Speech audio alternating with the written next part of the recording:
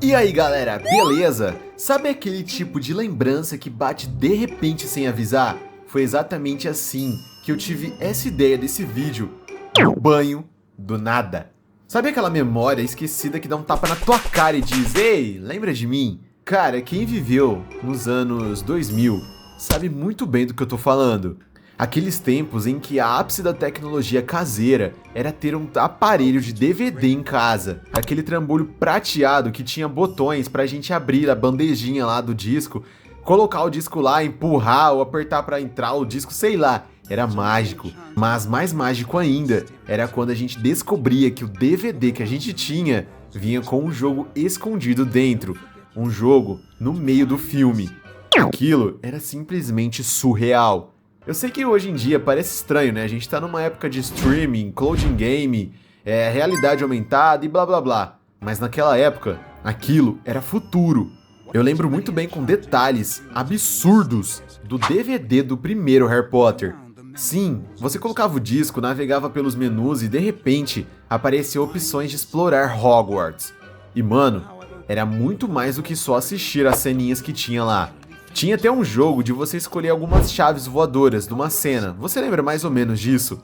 Também tinha um outro que você tinha que acertar as pedras na parede, as mesmas que o Hagrid tocava com aquele guarda-chuva mágico dele, que no caso era a varinha dele. Lá ele! Aquilo tudo era feito com controle remoto, e caso você não conseguisse, volta tudo do começo.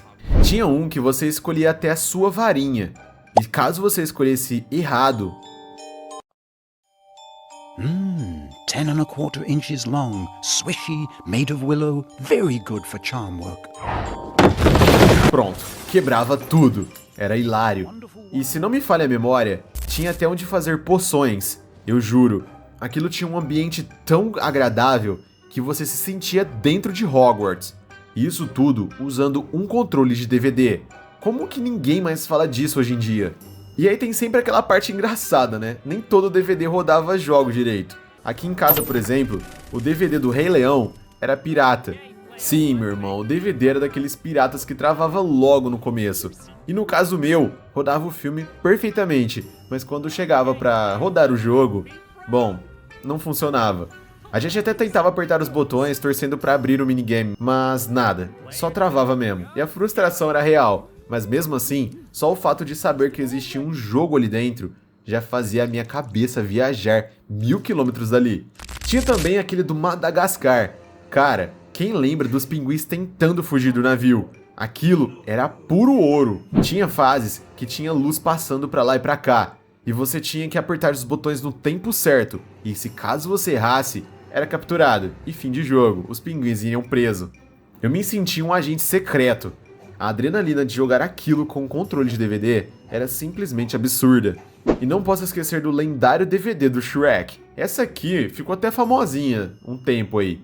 E era pura diversão. Você podia literalmente montar um personagem maluco, misturando as partes do Shrek, do burro, da Fiona e daquele reizinho medíocre. E ficava simplesmente uma aberração de tão engraçada. E olha, eu dou risada só de lembrar disso. Era tipo um Frankenstein de conto de fadas. Aquilo rendia horas e horas de risada com a galera em casa. Agora, se tem um jogo que marcou minha alma de verdade, foi o jogo do Tá Dando Onda. Esse aqui era especial. Você podia montar sua própria prancha de surf, do jeito que você bem entendesse. E o mais incrível era que o personagem principal, o Cadu, realmente usava a prancha que você criou numa cena de filme. Cara, pra mim aquilo foi a consagração do poder da interatividade. Não importava o quanto a sua prancha ficasse feia, esquisita, com tábua feia ou sei lá, ele surfava nela mesmo assim. Isso me fez sentir, sei lá, parte do universo daquele filme. Agora, segura essa história aqui. Tinha um filme, cara, eu fico até com vergonha de falar isso, mas tinha um filme que não era interativo, mas parecia um jogo. Era aquele Doom, a porta do... eu não vou falar.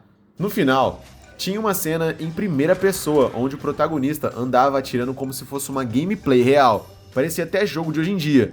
Eu, o gênio da trollagem, pegava meu controle de PS2 travado, que eu tinha aqui em casa, colocava o fio atrás da caixa de som, nada a ver, só pra parecer que tava conectado em alguma coisa, e ficava jogando na frente da TV enquanto passava a cena lá, sabe? E mais, eu fazia isso só pra enganar a cuidadora que tava lá comigo na época. Ela achava que era um jogo de verdade, e eu lá fingindo apertar os botões enquanto o filme passava.